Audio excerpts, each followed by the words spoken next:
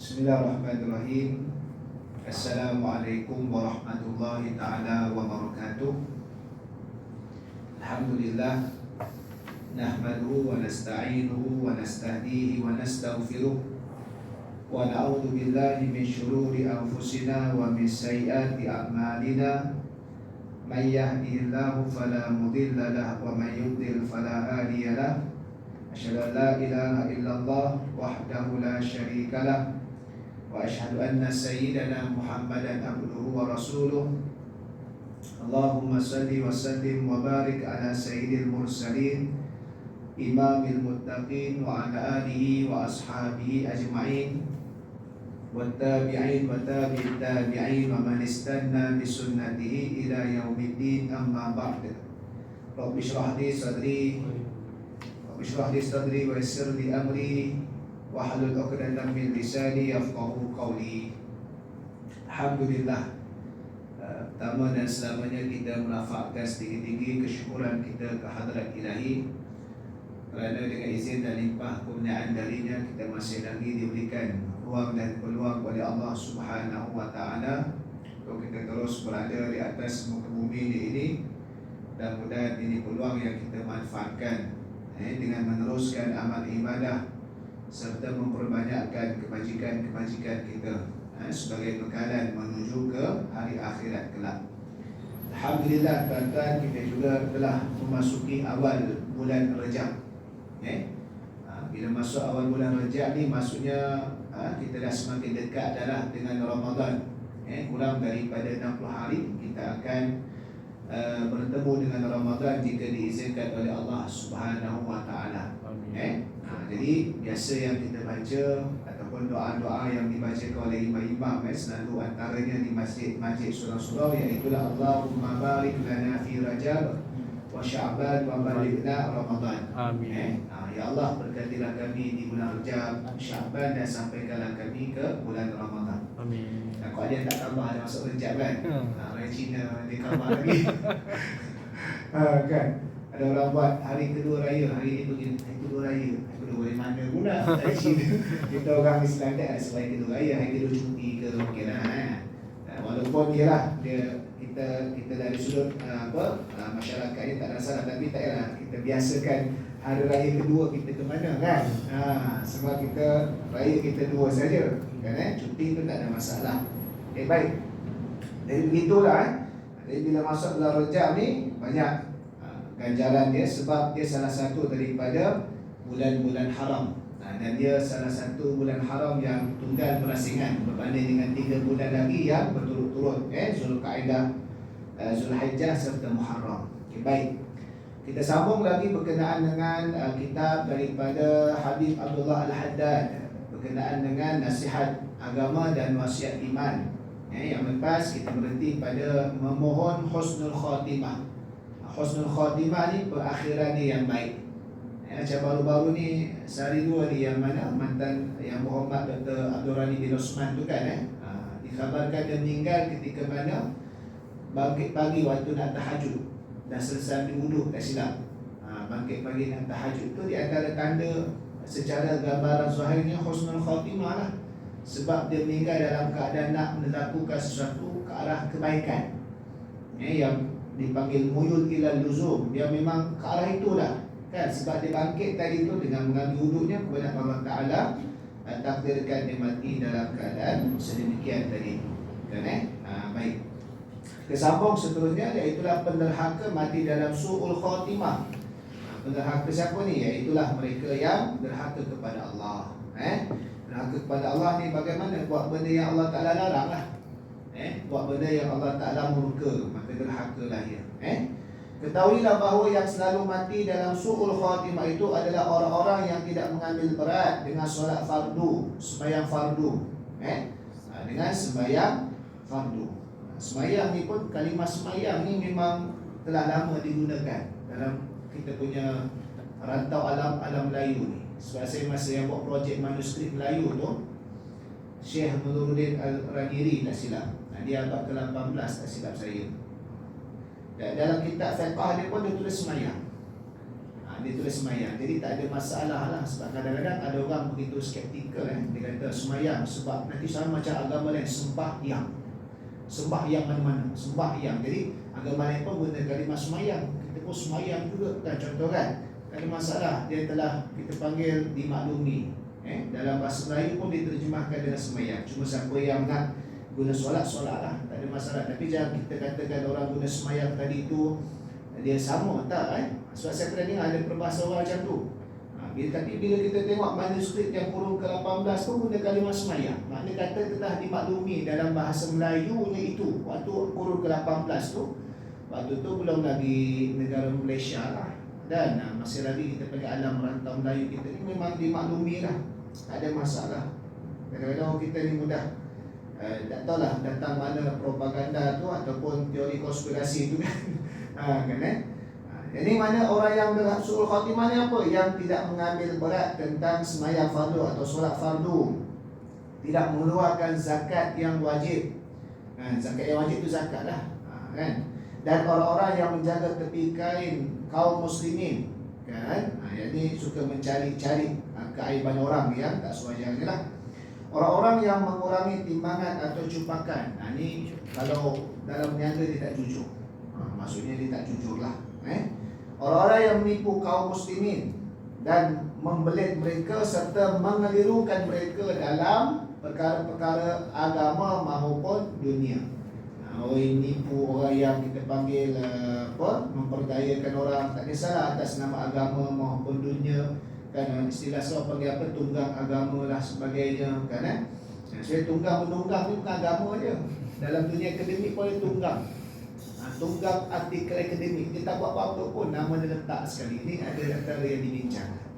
Ada artikel tu kadang ada 3-4 nama, tapi tak semua kena menulis. Yang penting menulis tu seorang, mungkin yang nulis tu sebab dia nulis.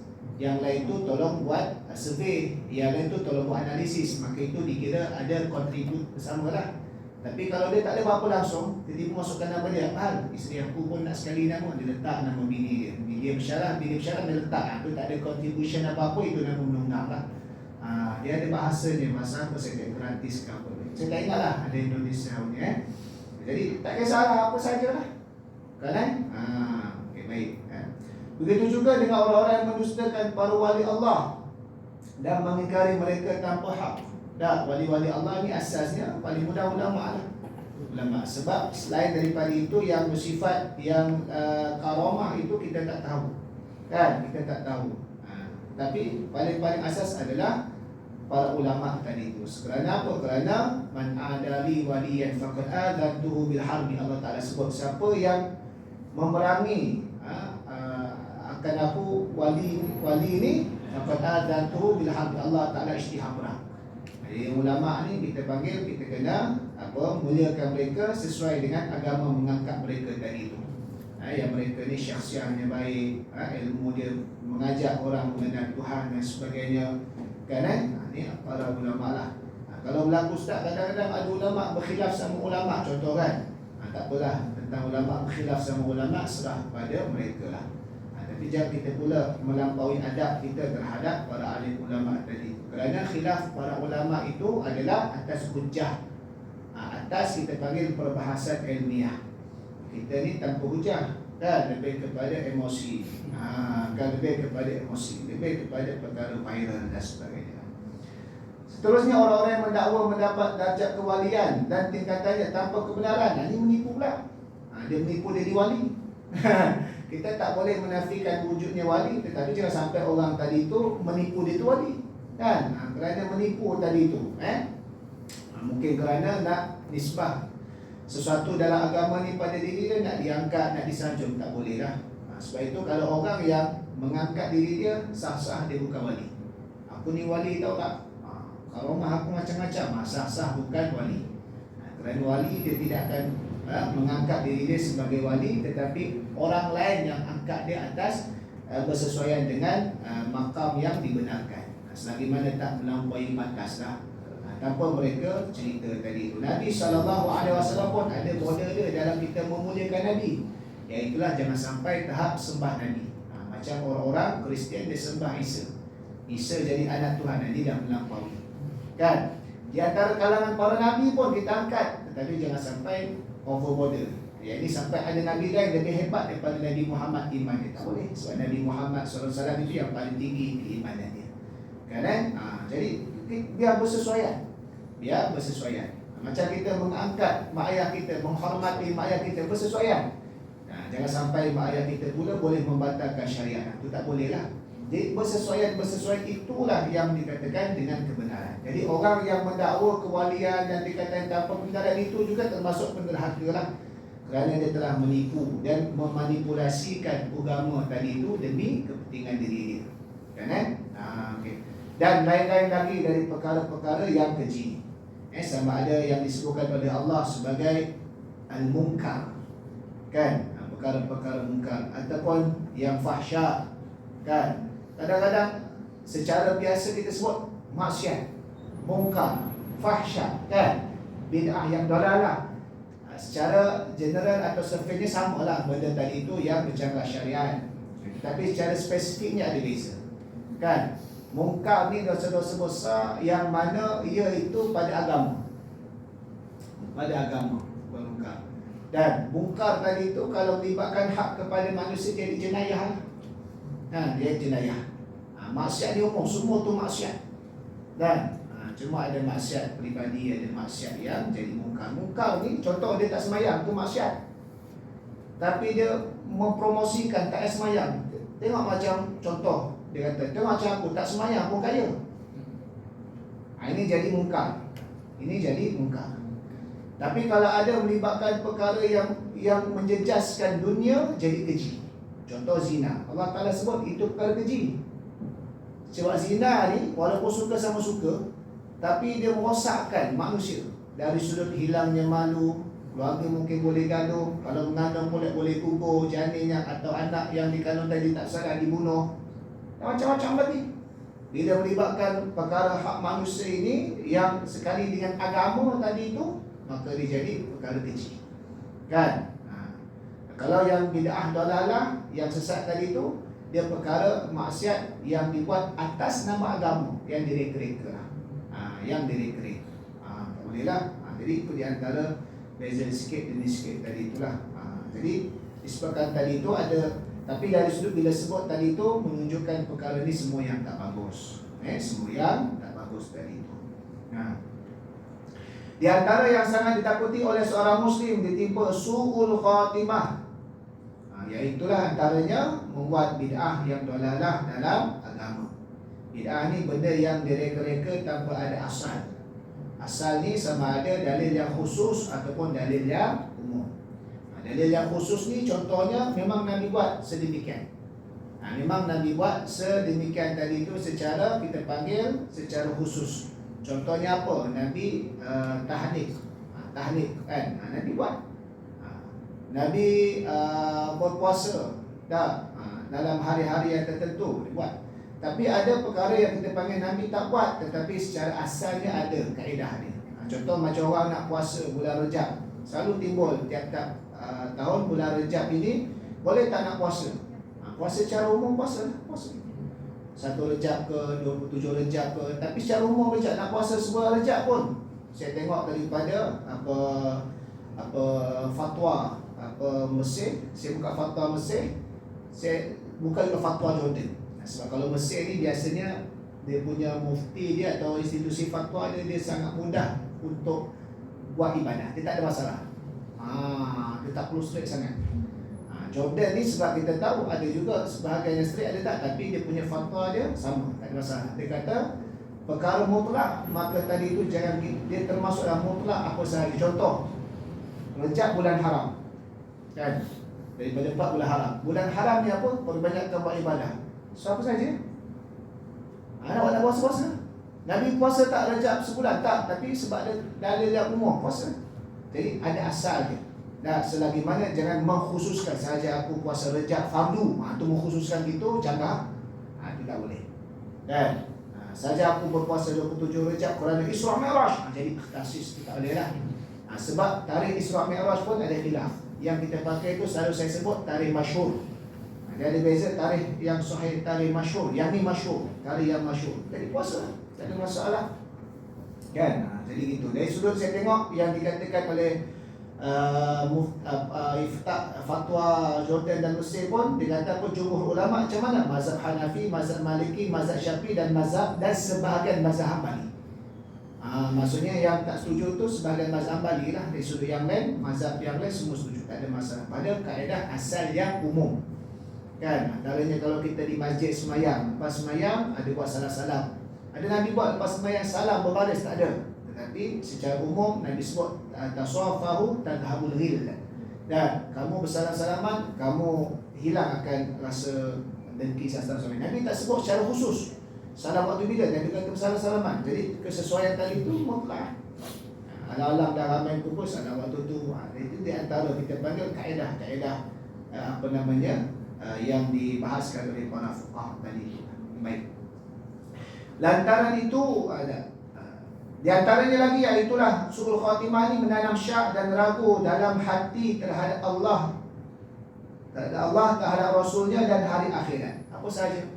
Tak yakin pada Allah, tak yakin pada Rasul, hari akhirat, tak yakin. Ini su'ul khatimah lah, sebab melibatkan akidah. Kan saya baca yang kitab yang tebal diterjemahkan tu, Al-Imam Al-Qurtubi, Rahsia Kematian dan Hari Kiamat, Hari Kebangkitan. Tak silap itu kan. Tebal buku dia tu. Tak tahu 11 kali di satu masjid tu agak mati dulu kok, sebab tebal sangat. 11 kali kan tebal sangat.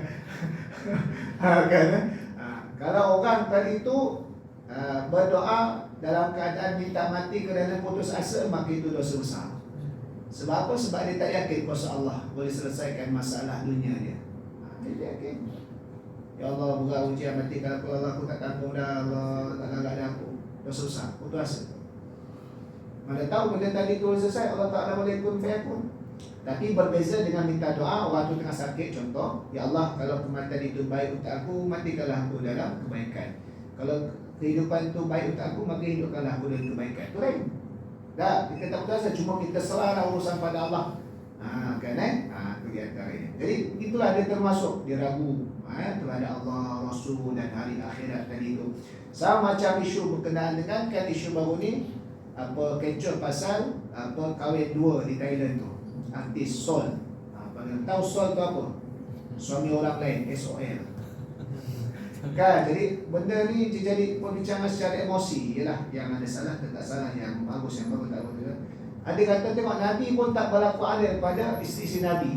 Hanya ini semua pemikiran feminism. Sebab saya baca lepas tu yang pejabat Mufti Lain keluarkan, dia sebenarnya benda tidak berlaku lama kat negara Arab. Saya dah cek, memang ada tingkat Arab ulama jawab dulu dah. Jadi tu antara jadi rujukan pejabat Mufti Lain. Memang ada benda-benda geng-geng liberal feminism ni dah berlaku banyak lama dah. Dia cuma menjelak masuk, dan sampai masa bila kat negara kita pula dia timbul. Ulama cakap lama dah tentang keadilan Nabi terhadap apa ni yang disebutkan oleh peguam yang pemikiran agak liberal sikit tu, yang kalau fatwa Perdes kata ni pemikiran apa, dia dah ban dalam fatwa dia.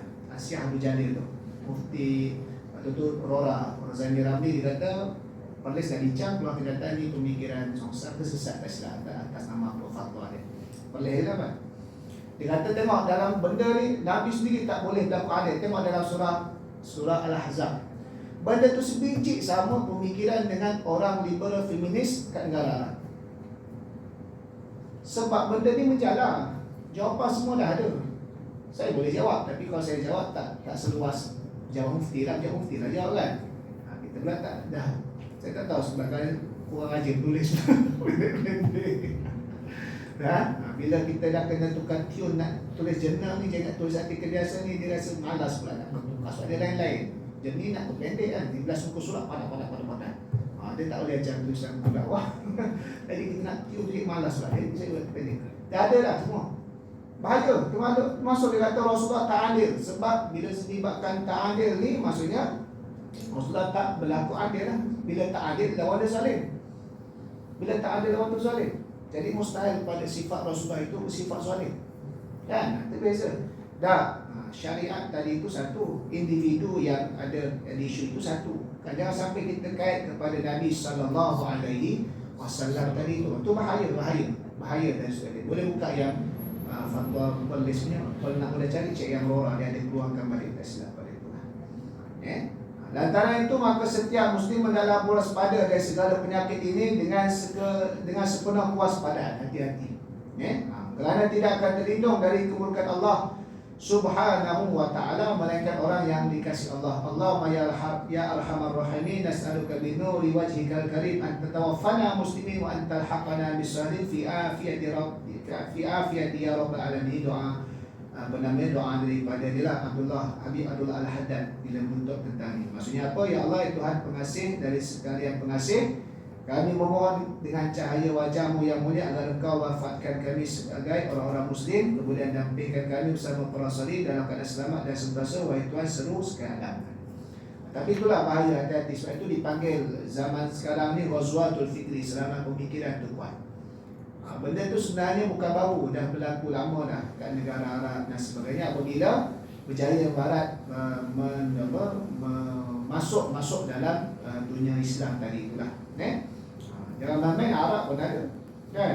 Arab ni yang beriman bagus, yang tak beriman tak bagus juga, kan?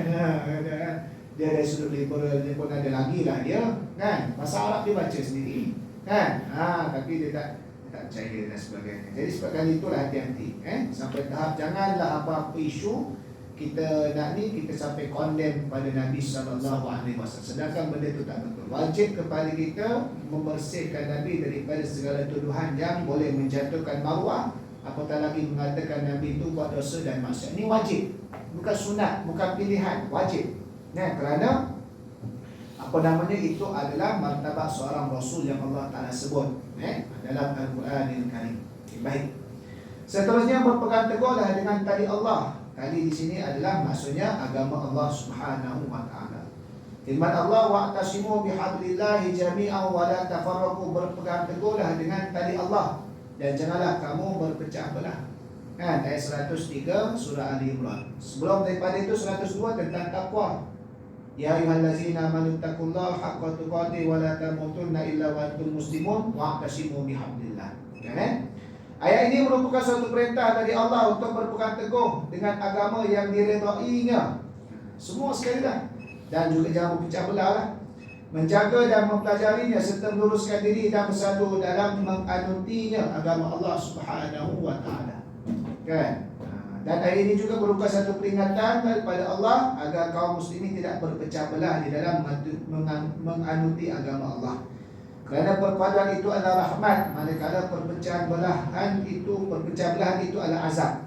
Kan? Bila pecah, kita akan lemah umat Islam dalam segala aspek, ekonomi, kekuatan dan sebagainya. Kan? Negara Arab dipecah-pecah oleh penjajah sampai berjayanya Yahudi Zionis membuka penempatan secara haram di Gaza Barat tu, kan? Di Palestin tadi tu. Padahal kalau ikut Yahudi Zionis tu berapa ratus ribu lah, tak sampai juta pun, ratus ribu ya kalau ikut dia punya populasi dia. Sampai ada orang dia buat sinis ni, kalau orang Arab semua keliling tu kencing mati lepas orang ni kencing, tapi tak boleh buat apa, kan? Sebab tak bersatu padu. Begitulah kita kalau kat Malaysia ni kita tak bersatu padu atas agama Allah, maka lemah agama kita, maka lemah kita ni, lemah kita ni tadi, kan? Pertolongan Allah juga sentiasa menyertai orang-orang yang bersatu padu, sebagaimana maksud sabda Rasulullah sallallahu alaihi wasallam oleh kerana dia tak bagi itulah, tapi dia bawa situ je.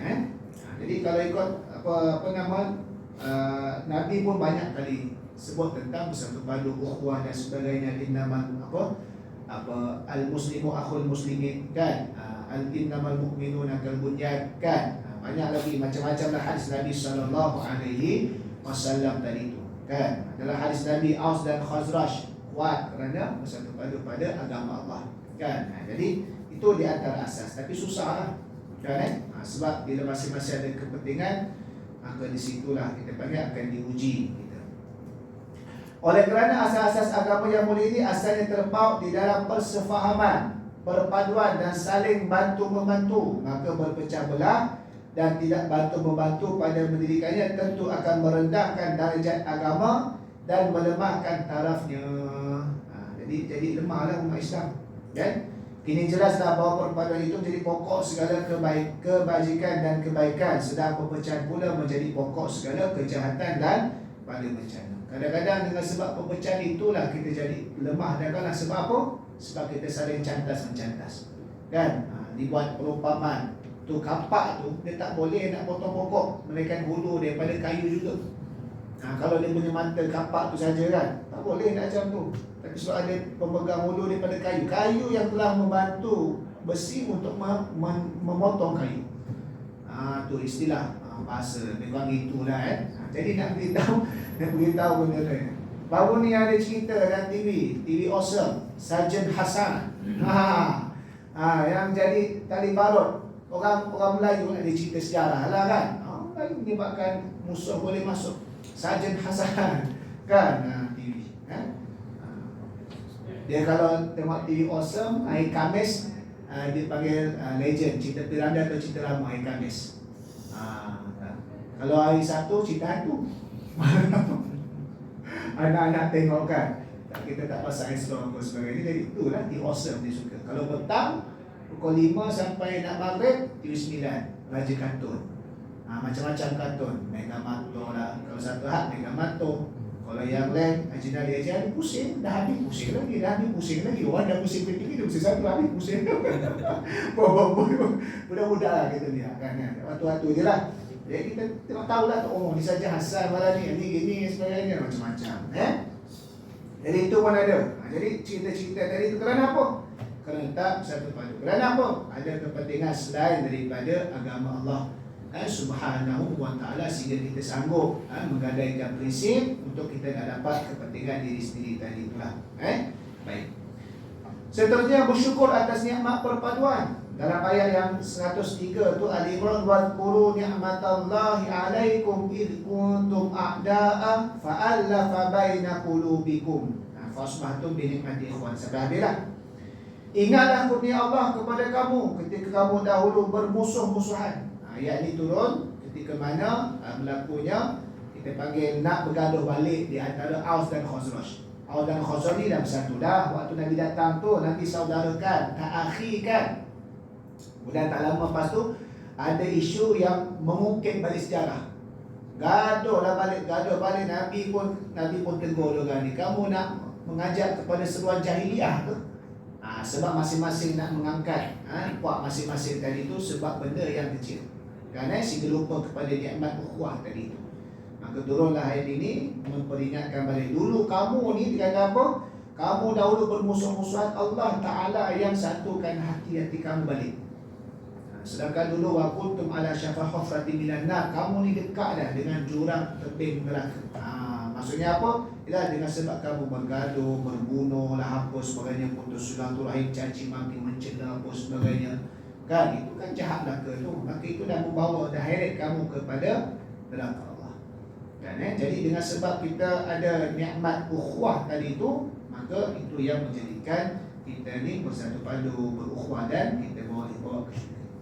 Kan hadis Nabi SAW, salah satu man wajada fihinna halawatul iman, 3 perkara siapa yang ada pada dirinya maka dapat halawatul iman. Yang pertama, melebihkan Allah dan Rasul segala-galanya.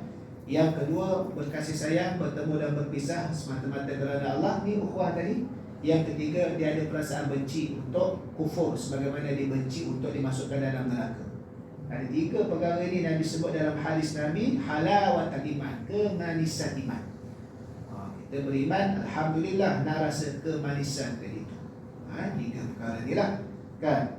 Bahkan kalau kita lihat, kalau betul-betul kita berukhuwah kerana Allah Subhanahu wa ta'ala, tuan-tuan sedang jemaah sekalian, di akhirat kelak, jika diizinkan oleh Allah, kita juga boleh dapat syafaat daripada kalangan orang beriman. Manusia saudara ukhuwah kita lah.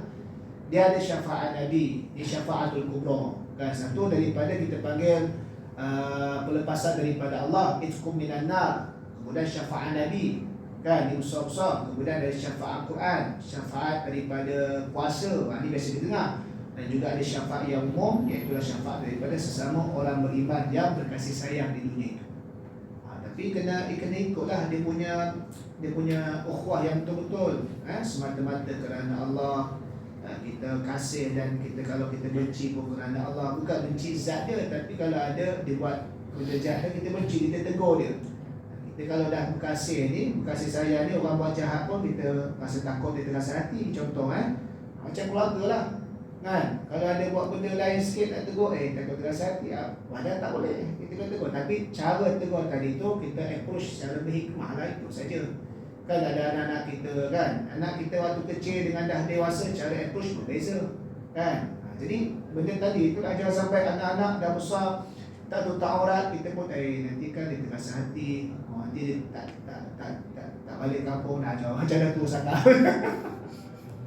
kan, dah tak balik kampung dah kan, contoh. Kita maklum, kita beritahu kan, sebab kita ni bukan sekadar di dunia, tapi nak kepada hari akhirat kita dikumpulkan kelak. Ayat ini merupakan suatu perintah Allah untuk bersyukur kepadanya atas nikmat perpaduan yang telah dikurniakannya, iaitu sesudah adanya titik permusuhan yang kuat antara kaum Aus dan kaum Khazraj, yakni kaum asal Arab di Madinah yang masuk Islam dah. Mereka itu kemudian jadi pembantu-pembantu Allah dan Rasulnya khususnya, dan antara seluruh bangsa Arab umumnya. Tapi ada lagi bangsa Arab termasuk. Kena ingat waktu Nabi sampai Madinah tu bukan semua Arab masuk Islam tau. Tak, ada lagi Arab yang masuk Islam ni kaum Aus dan Khazraj ni yang kuat ni lah. Masih ada lagi. Cuma ni yang disebut sebab ini dia punya kepala-kepala dia pun masuk Islam dan bantu Nabi. Jadi di Madinah bukan semua orang Islam. Orang Arab Islam kan, dari Yahudi kan, dan juga ada Arab musyrik dan Arab Nasrani pun ada. Arab Nasrani pun ada. Sebab masa tahun ke-8 Jamalil Awal berlaku perang Mu'tah, kan, Islam lawan dengan Rom. Rom tu maksudnya 100,000 Rom, 100,000 Arab Nasrani yang bantu Rom ketika itu. Tapi 200,000 lawan 3,000 tentera Islam di Mu'tah, Jordan. Saya gelarkan ni peperangan elit. Sebab peperangan elit? Sebab 3,000 dan 200,000.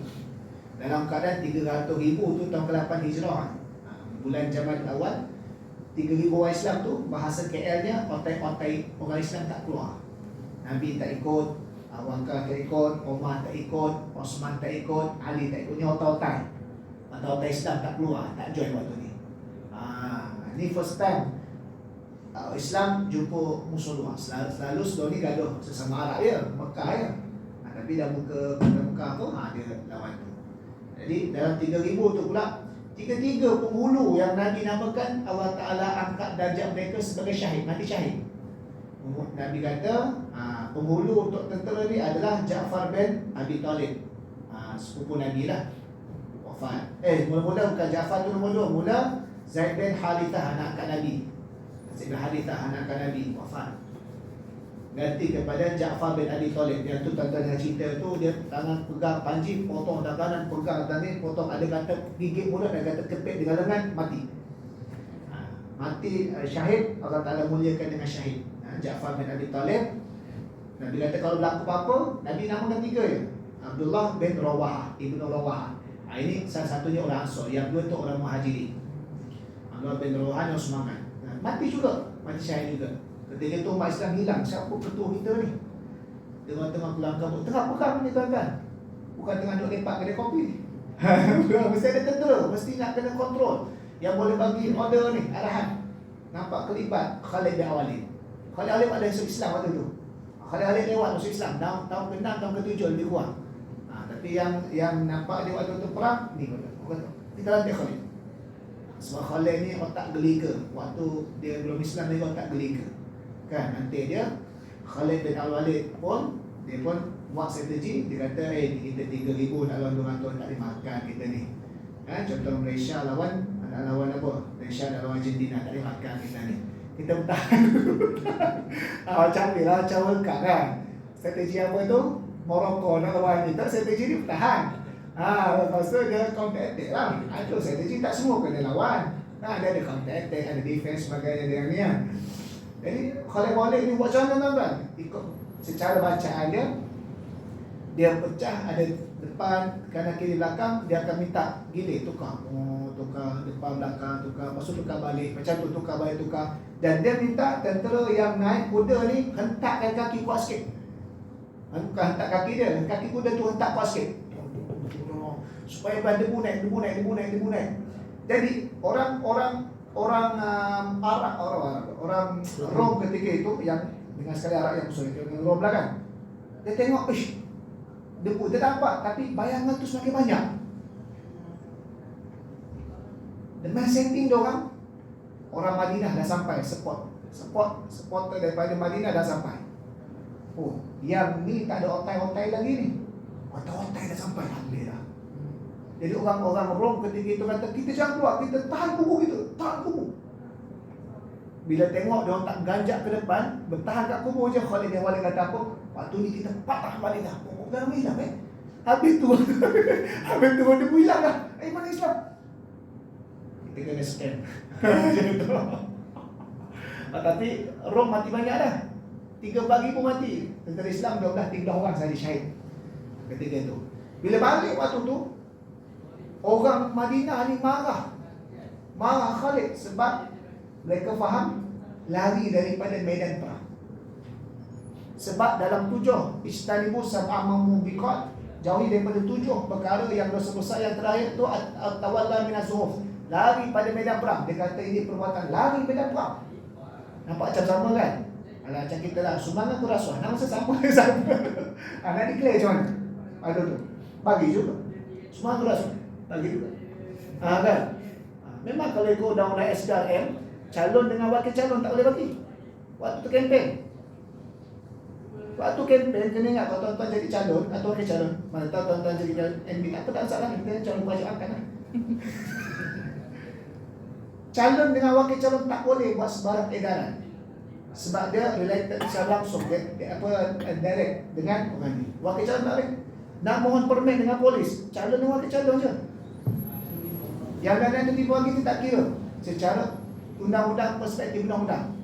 Tu bila saya baca benda tadi tu atas justifikasi, kena tengok balik macam mana setiap negara berbeza. Kan? Lagi Allah Ta'ala turun ayat, saya tengok ayat, tapi dalam tafsir ayat hukum ada nyatakan itu bukan lari. Kalau kita keluar dengan tujuan susun buat strategi atas keadaan mendesak, itu tak dinamakan lari, itu nama susun strategi. Sama ya, macam lari. Tapi bila Rom macam tu, itu yang bila tahun ke-9 perang Tabuk, itu dah lama lagi.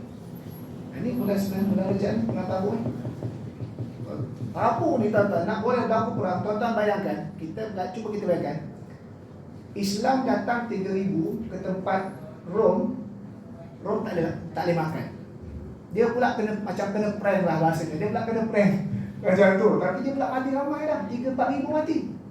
Islam syed 12,000 orang lah.